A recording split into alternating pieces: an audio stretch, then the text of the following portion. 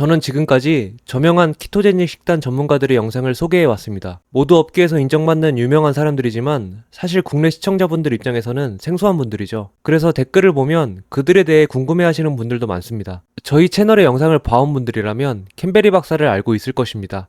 그분은 저에게 가장 큰 영향을 주었고 앞으로도 그의 컨텐츠들을 자주 소개할 계획입니다. 베리'박사는 저희 채널에서 가장 많은 찬사와 비난을 동시에 받고 있습니다. 사실 이런 반응을 어느 정도 예상은 했습니다. 저도 처음에 그의 영상을 봤을 때는 그가 하는 주장과 식단이 너무 극단적이라고 생각했거든요. 하지만 그가 성장해온 배경과 진실에 접근하는 방식을 이 인터뷰를 통해 알게 되었고 그가 전하는 메시지들을 조금씩 받아들이기 시작했던 것 같습니다. 이 영상은 다이어트 닥터'라는 유튜브 채널에서 4년 전에 진행한 베리'박사의 인터뷰입니다. Now, Dr. Berry is a primary care physician in Tennessee who has had his own journey into the low-carb world. And now that he's here, he's hard to ignore. He's a large personality with a great message, and he is not shy about shouting this message about the benefits of low-carb diets because he's experienced it with himself and with his patients. He has a website at kendberrymd.com and a very popular YouTube channel where he produces a ton of videos to give as much information to as many people because he believes so dearly and so strongly in the benefits of low-carb lifestyle. And he approaches this from a very unique perspective that he really says, if we're going to change the way we've been eating from an ancestral standpoint, we need to have extremely strong data to support that. And as he points out, that type of approach, that type of data or perspective is lacking in almost every recommendation we currently have as a mainstream nutritional guideline. So it really flies in the face of common practice in medicine and in nutrition, and he's not shy about pointing that out. So as any discussion with Dr. Berry, this is very entertaining and energetic with a great perspective from him. So I really hope you enjoy this. I want to get into a little bit about your journey because you've been out in practice as a primary care doctor for about 20 years now. And I know the way you started is not the way you're practicing now. And I'm sure it's been a crazy, eye-opening journey for you. So tell us a little bit about that background and about the journey, and then we'll get into some of the specifics of what you're doing now. Sure. So I graduated in 2000 from a state university medical school in Tennessee and was trained allopathically and practiced traditional allopathic medicine. If you came to me and you were morbidly obese and diabetic and had high cholesterol, I would immediately start you on two medications, three actually, two for diabetes, one being a statin for your cholesterol, and I would tell you to join Weight Watchers. Right. And I would tell you that you need to lose some weight because it's not healthy being that's overweight. And it's very simple. It's simple science. You just eat less and move more. That's all you have to do. It's calories in, calories out. And I fully believed that. I fully believed that the laws of thermodynamics applied to human nutrition and trying to lose fat or adipose tissue. I thought that applied. Right. And so therefore it was simple science. You just had to get up off the couch, put down the Cheetos and the bacon, and you would start to lose weight. And that's as simple as it got. And at that time, when I first started practice, I was a relatively slender, healthy, young physician. I had my own health, and I just noticed through the years that people kept getting fatter and sicker, and their A1Cs kept going up, and their inflammatory markers kept going up. And you know this as a doctor, you always secretly suspect your patients are non-compliant. Right, non-compliant, they're just not listening to me. That's the great protector of a doctor's pride and self-esteem is that these people aren't listening to me, right? And so about 32 to 35, I started to gain weight and become very inflamed. And at one point at my worst, most unhealthiest, I was 297 pounds. Really? A1C was 6.2, wow. Well into pre-diabetic, working on becoming a type 2 diabetic, chronic joint pain, chronic reflux, severe reflux, dandruff, allergies, itchy skin, everything was inflamed, and I felt miserable. But you knew you were compliant with your message, right? Exactly. I knew that and that's the thing. And so the next step for me was I got to start practicing what I preach, because that, if you know me, you know that's an integral part of me is I lead by example. I walk the walk. That's what I do. Either walk the walk or go home. Yeah. And so I thought, well, I'm obviously eating crap and sitting on the couch too much. And so I climbed up in the attic and got all my nutrition notes down, which, the listeners may see is this huge, tomes. And it literally was a paperback book about 3/8 of an inch thick. Yeah. And maybe a half semester's notes, probably a quarter semester, because it was only one day a week we had nutrition. Right. For Which half is the more semester. than most people got, by That's the way, right, I would yeah. say. That sounds like a lot. And so let me explain that a little more, because I don't touch on this often. What we were really taught in our nutrition class was how to take over the nutrition for a very sick patient. Right.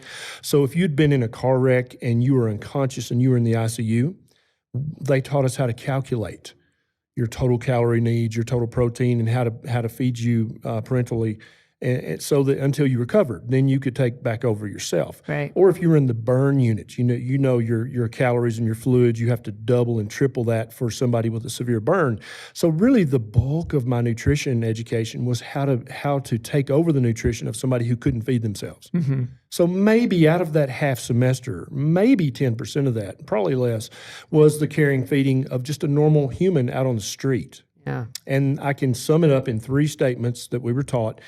Number 1, eat lots of whole grains. Number 2, eat no saturated fat. And number 3, jog. Yeah. Like that is the totality of my medical school nutrition education on how to just give a normal guy with a wife and a job and a family and a dog and a recliner, this is what I should tell him to do. And that is the totality of what I was taught. And so I'm like, okay, I got that. 3 basic premises there. I'm going to implement those immediately. And so I got rid of all saturated fat. I had lots of whole grains, and I even spent the extra money for the stone ground, blah, blah, blah. And then I started to jog every day or every other day at least. And I did this religiously for a month or 2 and gained another 5 or 10 pounds. Yeah. And my numbers got even worse. And it was at that point, that was my epiphany. Oh, dude, you don't know what the hell you're talking about. That was looking in the mirror going, you have no idea what you're talking about. These people have not been non-compliant. You've just been giving ignorant advice to all your patients who you thought you were helping. Yeah, so to have that awakening, you needed that personal experience. Sure, yeah. So you think that's why so many other physicians haven't had that awakening, because they're missing that personal experience? Well, I think they just haven't thought about it, because as a physician, it's very easy to get into a rut and just do what you do. And the drug rep comes around and they reassure you that you're practicing appropriately because you're writing enough, numbers of their drug. Right. And then you go to drug rep sponsored dinners and there's a preeminent professor there who's going to lecture, and everything you're doing jives with what he said. Yeah. And so therefore, you're doing a pretty good job. The state medical board hasn't come calling. So obviously you're not too far outside the bounds of normal practice. Right. And I think doctors get false assurance from that. And then they fall back on that self-esteem protector of, well, my patients are just non-compliant. Yeah. And then that gives you the conscious wherewithal to say, yeah, I'm doing a good job. They're just not listening. Because I know I'm doing what that professor with the long white coat, I'm doing what he said. The drug rep is very attractive and very, they seem to know what they're talking about. And so they're not upset with me. So I must be doing a good job. 그도 다른 일반적인 의사들처럼 의과대학의 교육을 받았고 의사의 자격을 얻기 위한 임상 수련 과정을 거쳤습니다. 하지만 그는 평범한 의사의 삶에 안주하기보다는 환자들의 문제를 깊이 들여다보기 시작했습니다. 오늘날까지도 많은 의사들이 환자들에게 일반적으로 하는 조언, 즉 체중 조절을 위해 통곡물을 먹고 지방을 피하고 많이 움직이라는 행동 지침을 자신이 직접 해보았지만 그것이 아무런 도움이 되지 않는다는 것을 깨닫는 데는 그리 오랜 시간이 걸리지 않았습니다. So you realized the message was wrong, that you didn't know what you were talking about. But then what's the next step? Because I'd imagine that's a state of confusion. That's a state of, well, what do I do now? Yeah, absolutely. So what'd you do next? So I started reading outside of my little medical box. I started reading books by Lauren Cordain, The Paleo Diet. I read The Primal Blueprint by Mark Sisson. I read Atkins' Diet Revolution. And I just kept looking, and I read lots of books, but those are the 3 books that really pointed me in this direction. Mm-hmm. But I read multiple other books about vegan, vegetarian, all kinds of other things. And they were just more of the same. Because when you break down almost every other diet on the planet, ultimately, It's a calorie restriction diet that's dressed up with different window dressing. Mm-hmm. Literally, if you're talking about Weight Watchers, Jenny Craig, Biggest Loser, they're all calorie restriction. They're all they all basically teach you to semi-starve yourself for the rest of your life. And yeah, if I took people and locked them in my barn and just fed them lettuce and water, they would lose weight. They would approach their ideal body weight and even surpass it and lose even more. But they would be miserable. They would hate me. It would not be a fun life. So the very fact that the biggest diets that get the most advertisement and the most talk up in the media are long-term semi-starvation diets. That's what you're telling people. Starve yourself for the rest of your life, and you'll lose weight, and you'll keep it off, and then pretend that's sustainable. Right. Yeah, and which it's not, obviously. And so the diet, I had to look for a diet that was sustainable, that was enjoyable, that people would actually do, and that would move all their markers of disease and inflammation in the correct direction. And so I thought, well, this high fat or high protein, moderate fat, that and low carb, that was kind of everybody's message on that side of the fence, is you got to cut out all the grains and sugars and carbs and stuff. And I thought, okay, that's exactly backwards to everything I thought I knew. Right. But let me try that for a month, because that sounds like a diet I could actually do. So you tried it in yourself first. Sure, absolutely. And that makes sense, because, to try that in patients would seem crazy for most doctors from that standpoint. Absolutely, and I would never do that. And so I thought, well, I'll try this for a month or two and see what goes on. And I'll eat lots of ribeye and bacon and butter and eggs and see what happens. And at the end of that month, I hate to sound snake oilish, but everything was better. Yeah. Every single thing without exception was better. Was there still something in the back of your brain saying, yeah, but I'm going to kill myself doing this? That's exactly right. Yeah. And so I was reading more and more into the lipid hypothesis, and the cholesterol is bad. Is that really true? Yeah. And so then I was also checking my markers every 6 months, and I noticed that my total cholesterol had went up a little bit. And I'm like, And so that gave me another homework assignment to start reading about, but I felt better, and my A1C was better. And I've always been a bit of a contrarian just by my nature. And so the drug rep who sells statins will focus you on how important lowering someone's LDL cholesterol is. Yeah. And they'll exclude everything else. They won't even talk about it. But most doctors will hearken back if I remind them, an elevated A1C, being a diabetic, that's probably a bigger risk factor for heart disease, stroke, and all the other complications.